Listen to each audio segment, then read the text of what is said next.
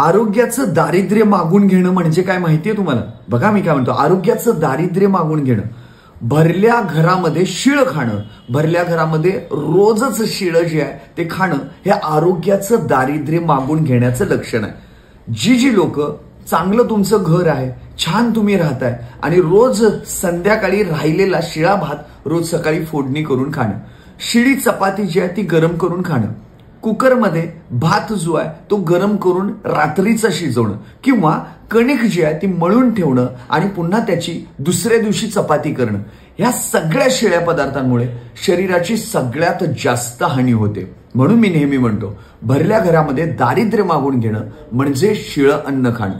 शिळ्या अन्नामुळे शरीरामध्ये दोष वाढतात, रक्त जे आहे ते दूषित होतं आणि तुमचं शरीराचं फर्मेंटेशन, आंबवणं हे घडतं। त्यामुळे कुठलीही जगातली गोष्ट आंबली की ती बाद व्हायला लागते, तसं आंबलेले पदार्थ खूप आपण खाल्ले की आपण बाद व्हायला लागतो। त्यामुळे भरल्या घरातलं दारिद्र्य काय असेल तर शिळे पदार्थ खाणं हे दारिद्र्य आहे।